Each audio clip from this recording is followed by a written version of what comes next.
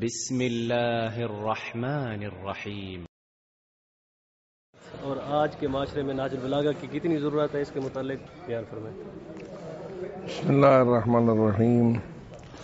نہج البلاغہ کی آج کے معاشرے میں اتنی ہی اہمیت ہے جتنی حضرت امیر المومنین علی ابن ابی طالب علیہ الصلاۃ والسلام کی اہمیت ہے۔ اگر معاشرہ رسول اکرم کے بغیر ترقی نہیں کر سکتا تو امیر المومنین کے بغیر بھی پیش رفت نہیں کر سکتا۔ معاشرے کو سب سے زیادہ ضرورت تزکیہ نفس کی ہے۔ اپنے نفس کو ہر قسم کے اخلاق رذیلہ سے پاک کرے گا تو ترقی دنیا بھی حاصل ہوگی اور ترقی آخرت بھی حاصل ہوگی، اور اس کے لیے نہج البلاغہ کا جو کردار ہے وہ مثالی ہے۔ امیر المومنین نے اس میں تزکیہ نفس کے لیے بھی اور انسان کی آخرت کی طرف توجہ کے لیے بھی جو ارشادات فرمائے ہیں، خواہ وہ مکتوبات کی شکل میں ہے، خواہ وہ خطبات کی شکل میں ہے، خواہ وہ مقام کی شکل میں ہے، کلمات حکیمہ کی شکل میں ہے، سب یہ اپنے مقام پر انتہائی مؤثر ہیں۔ اور میں یہ سمجھتا ہوں کہ مرکز کے افکار اسلامی نے اس سلسلے میں جو خدمات انجام دی ہیں وہ بھی انتہائی قابل قدر ہیں، اور اس سلسلے کو اور زیادہ ترقی اور بڑھانے کی ضرورت ہے۔ بالخصوص نوجوان معاشرے کو اس سے آگاہ کرنا بہت ضروری ہے،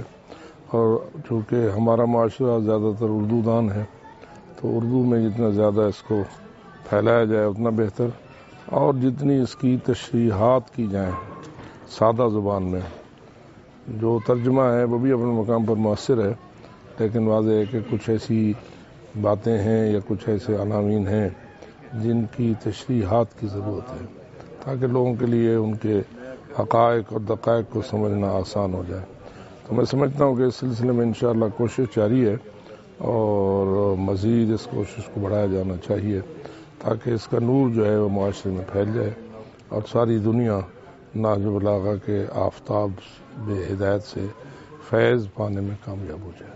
اور اس سے اپنی دنیا کو بھی سعادت مند بنائے اور اپنی آخرت کو بھی سعادت مند۔ قبلہ یہ بتائیں، نہج البلاغہ اگر ایک مومن دوسرے مومن کو ہدیہ دیتا ہے، تحفہ دیتا ہے، تو آپ کی نگاہ میں یہ تحفہ کیسا ہے؟ تحفہ بالکل اہم ہے، اس لیے کہ میں پہلے بھی کہہ چکا کہ قرآن مجید کا تحفہ دینا اور اس کے بعد نہج البلاغہ کا تحفہ دینا اپنے مقصد کے اعتبار سے تو برابر ہے، بلکہ نہج البلاغہ اس لحاظ سے زیادہ مفید تر ہے کہ اس میں بہت سارے حقائق ایسے ہیں جو شاید قرآن مجید میں اجمالی طور پر ہیں اور نہج البلاغہ میں تفصیل، اور اس پر اور زیادہ اگر محنت کی جائے تو زیادہ بہتر ہے۔ انشاءاللہ نہج البلاغہ کے تحائف تقسیم ہونے چاہیے، بالخصوص ان اقوام میں کہ جو آج تک نہج البلاغہ سے آشنا ہی نہیں ہے، ان کو ایک تعصب میں ڈال دیا گیا ہے جس کا نتیجہ یہ ہے کہ وہ اس تعصب کی وجہ سے اس کو ہاتھ نہیں لگاتے۔ ہمیں کسی ایسے مناسب طریقے سے یہ چیز پھیلانا چاہیے کہ جو غیر ہیں ان تک بھی یہ پیغام حق پہنچے